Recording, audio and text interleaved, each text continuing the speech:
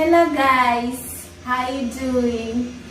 I'm excited to meet you. I was looking forward for this opportunity and I'm glad I got it.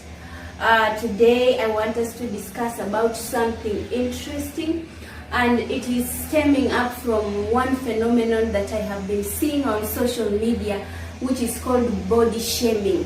I have seen a lot of discussions when someone is posting a photo. Others will say, oh, you're too slim, go and eat. Others will say, you're too fat, reduce on food. And I'm just worried that with this kind of phenomenon, if we are not going to take action, it is going to result into something called eating disorders. And that is our topic for today. We want to know what are the common eating disorders, because many people are experiencing them, but they do not know that it is actually a disorder. So let's talk about this issue, eating disorders, and see how we can go about it. Welcome. The first eating disorder I'm starting with is called binge eating. Binge eating is a psychological disorder in which someone eats too much in a very short time than normal. And usually this behavior is uncontrollable. The person has no control over that urge of eating.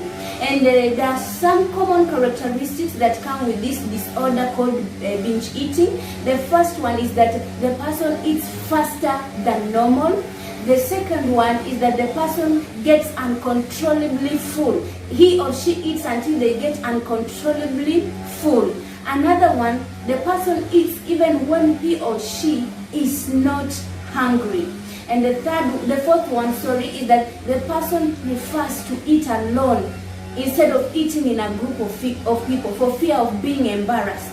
And lastly, the person feels disgusted or depressed after eating, or after that uncommon urge for too much food.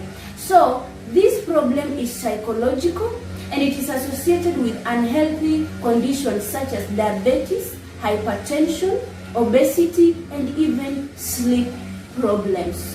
One way to control it is psychological therapy. The person needs to undergo therapy to be reassured, to be encouraged, to be taught that they should learn some good eating behavior. They also need weight loss, because I've said it is associated with obesity and overweight. And then the person also may require drugs if the disorder has gone to extreme cases that is leading, for instance, into deep situation of insomnia or sleep problem or depression. The person may require to take some drugs as it will be directed by the doctor. So the second eating disorder is called night eating syndrome. And this is a phenomenon in which a person has too much urge for supper. In other words, they eat too much food for supper or dinner, or they wake up in the middle of the night or in the course of night to eat. And this disorder is characterized by a number of features. The first one is that the person believes that they cannot go back to bed once they have woken up in the night without eating something. So for instance, if this person woke up to go to the bathroom, they must come and eat something first before they go back to sleep. Secondly, this person has a strong urge for dinner or for taking meals in the course of the night. The third one, this person has morning anorexia. In other words, in the morning they try to deprive themselves of food. They don't want to eat in the morning or breakfast, but during supper they find themselves eating too much food. And then the person feels depressed or having psychological problem. And lastly, this problem is associated with obese people and people who have sleeping problems. In other words, people who have too much weight or excessive weight, people who have difficulty in sleeping, what we call insomnia, they are at a high risk of suffering from the night eating syndrome. A number of ways that we can control the night eating syndrome. Number one, it is psychotherapy. All these disorders are psychological. So the first therapy is psychotherapy, which means the person has to undergo a psychological counseling. The second one is pharmacology. There are cases in which drugs have to be used to try and suppress the condition or the side effects. And lastly, there is muscle relaxation. Research has shown that muscle relaxation, if the person gets massage or muscle relaxation, is associated with the reduced night eating syndrome. The third eating disorder is called anorexia nervosa. This is a phenomenon in which a person limits the intake of food for fear of weight gain. And it goes beyond the minimum requirement for weight of a given height. So the person becomes extremely underweight. It is associated more with adolescents and also with females. That is, the people in old age are less likely to suffer from anorexia nervosa compared to adolescents. And also males have a lower risk than females. This is because probably females are more concerned with the way they look, their body size and all that. The people who suffer from anorexia nervosa have a perception that they are looking fat even when they are very slim. And this disorder is considered to be the most severe according to research. It is associated with unhealthy conditions such as hormonal imbalances. That is, the hormones that regulate things like appetite, they regulate glucose metabolism, they keep fluctuating because you are depriving the body nutrients that are required.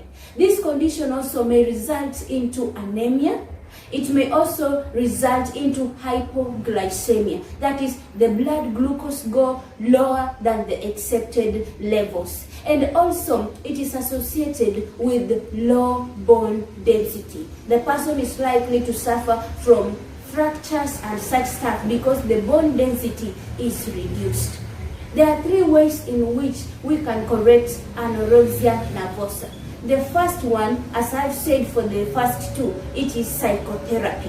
The person needs to undergo psychological counseling so that they can accept themselves, so that they can appreciate themselves, and so that they can have a high self-esteem as far as their body shape or appearance is concerned. 2, it requires family support.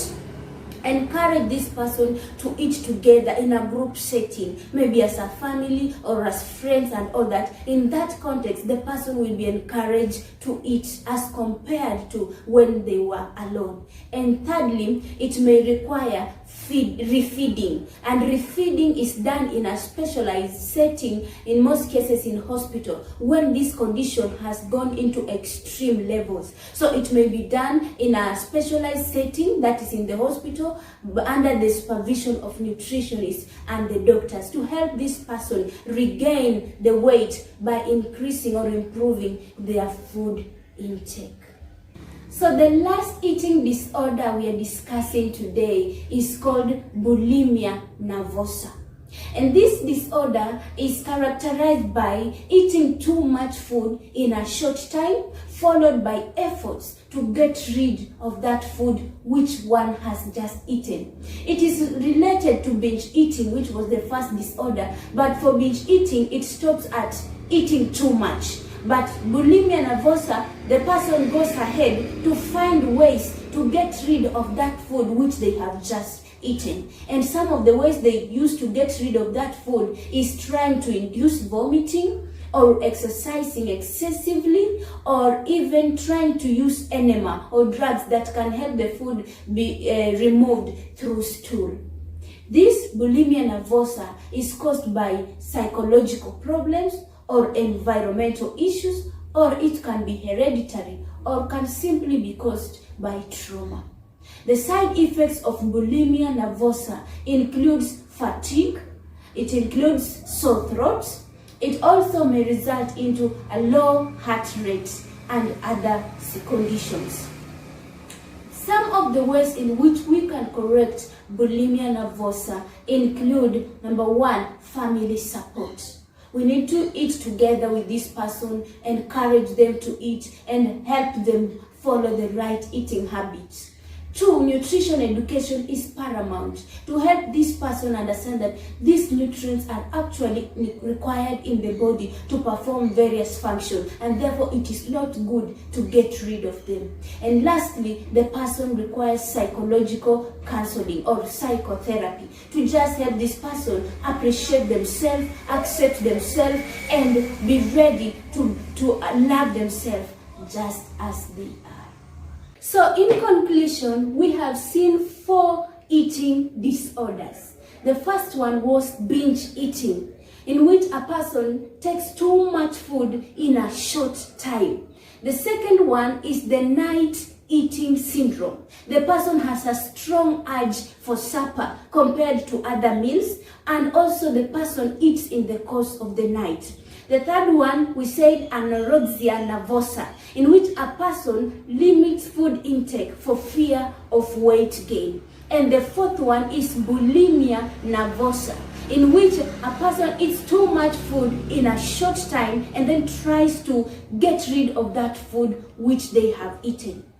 Ladies and gentlemen, we have seen that all these 4 disorders are psychological. And I want to encourage all of us, let us love ourselves. Let us appreciate ourselves. Let us build a strong self-esteem for ourselves. Do not wait for approval from people on how you are looking. Do not wait for people to dictate to you that go and reduce, go and add weight. Love yourself the way you are. And I'm not encouraging people to be overweight or obese. Neither am I encouraging them to be underweight. But I am saying that let us use the right channels for weight management. And let us support one another. Do not be the person to criticize someone until they get into an eating disorder. Let us love one another. Let us eat healthy. Let us appreciate ourselves for a better living. Until next time, shalom.